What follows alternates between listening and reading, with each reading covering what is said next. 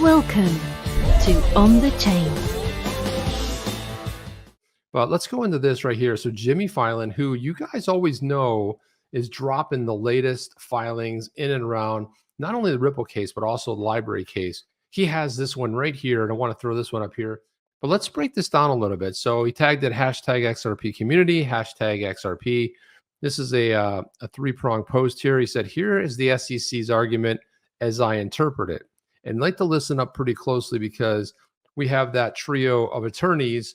We have James Fallon, Jimmy Fallon. We have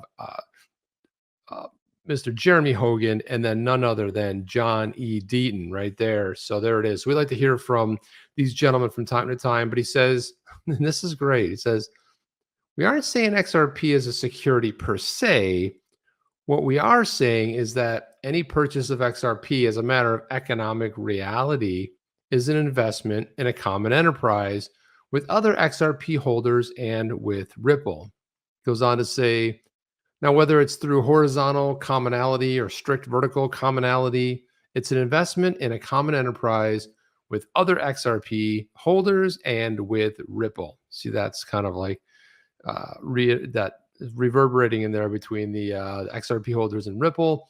So while XRP may not be a security per se, there's no other possible way to offer or sell XRP except, you guessed it, as a security.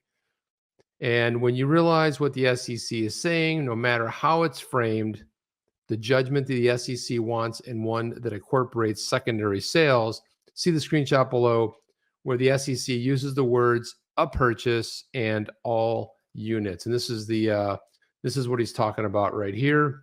First, the undisputed facts show, as a matter of economic reality, a purchase of XRP is an investment in a common enterprise with other XRP holders and with Ripple. All units, he wanted us to listen on that, all units of XRP are fungible with each other, and the price of all units of XRP rise or fall equally. So there we go right there. But here we go into this because this is Brad Garlinghouse on CNBC, and let's listen to this, a good clip.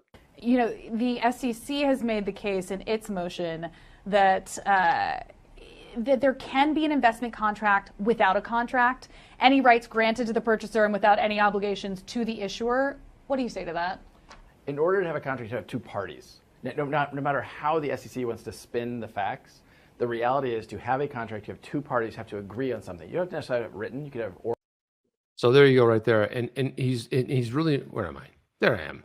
So what he's talking about here is like you have no matter how they want to spin it, you have to have two parties, right? So you can have a verbal, say like, hey, you know, I could say Norseman, hey, you know, we're going to do this thing. We can have a verbal agreement. We could have a conversation about it, but there has to be it has to involve two parties that are of the understanding. Let's go over the rest of this. Oral contracts, you can have implicit contracts, but you have to have two parties. The reality is there are not two. Ripple doesn't know who bought the XRP. There you go. Boom, right there. Does Ripple know who bought the XRP? No. How does Ripple know who bought the XRP, especially on the secondary market off of exchanges? You know, you could have sent it to somebody. You could have sent one of those back in the day. We were going crazy on the Twitter sphere, sending, you know, XRP tips to everybody. I mean, how does Ripple know who bought it, right? And this is a really solid point he's making, because this one goes back to exactly what this case is all about here. Let's go listen to this. The people who bought the XRP don't necessarily know Ripple. You have to remember that 99.9% of XRP trading has nothing to do with Ripple, the company. So when you talk about, okay, XRP is a security, I go back to something I said years ago when this started. A security of what company? Of what, like, who is the owner? So I think it's very clear there is no investment contract. If you get past the investment contract, which I think is hard, across the Howey test, you also you have to meet all three prongs.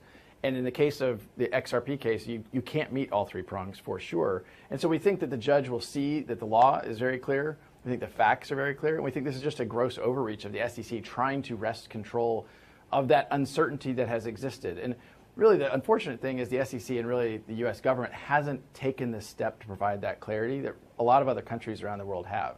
Mm-hmm. I mean, for years you've spoken. Yeah, so he totally completely nails this. So this one here is another good one. John Deaton says, with Gary Gensler turning out to be the Grim Reaper of crypto, and you could say that, but I actually think it's beyond just the Grim Reaper of crypto. I think it's the Grim Reaper of anything that's good and holy or fun, because destroying investors it kind of goes beyond the realm of what crypto is supposed to be.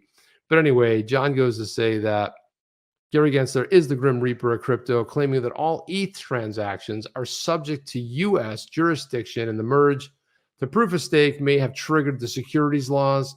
Clayton may have unintentionally provided Ripple and XRP with the gift of clarity. So there we go right there. And that is funny. Clayton may have unintentionally. And if you guys go back and you watch the shows we did right after the filing, and you watch when Jeff and I broke it down, oh yeah, we broke it down, basically the complaint against Ripple. We actually said back then, we're coming up almost on 2 years, that one of probably what might have come out of that was the fact that we might get closer, we might get some clarity faster than we can get it through Congress.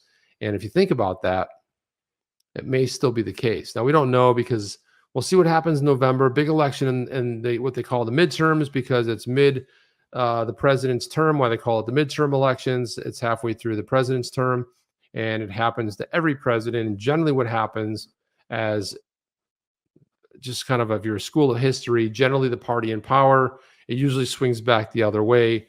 And it pretty much always has. There's a couple exceptions here and there, but for the most part, it's a pendulum. It's swinging back and forth, and it's usually the other party, because who knows? I don't know. There's interest, whatever. And so in November, we have that party, which will usher in a new, could put the red team on top. And that's where we have a lot of the crypto people trying to push stuff through for crypto. And then we would see a change of the guard in the House of Representatives, and potentially even the Senate, which would be good, because we should be able to see some moves. But who knows? It's Congress, and at least we have a lot of pro-crypto people that are attempting to do stuff there, which I would say would have to watch this very closely. But who knows? Could something get passed before the March, April, May, or whatever? And let's figure out what happens. Maybe something happens. John Deaton said this, but is the SEC going to say, well, no, the judge didn't know what they're talking about? The judge is wrong. Let's suppose the judge comes out and says in favor of Ripple and says, hey, XRP, first of all, it's not a security. Well, the SEC can always appeal. They have the right to go ahead and appeal, but I don't think it's going to really matter at that point, because once this thing's put in motion, they can appeal it all they want. Will it be overturned? Could be. Could also end up at the Supreme Court in the U.S. as well, and I don't think it'll fare so well there either. So could they do that? They can keep fighting, but at least what would already happen for, at least in the U.S. and probably much of the world, and we would start seeing a rally. I would imagine a rally, because when you're looking at $1,200, $1,300, $1,400 ETH, $20,000, $30,000 Bitcoin, and some other altcoins out there, a $5 XRP is a steal. A $10 sounds like a really good bargain, and a $15 XRP sounds really fantastic, especially if you know that has the potential to 5, 10, 15x all the way up. Are you down with OTC?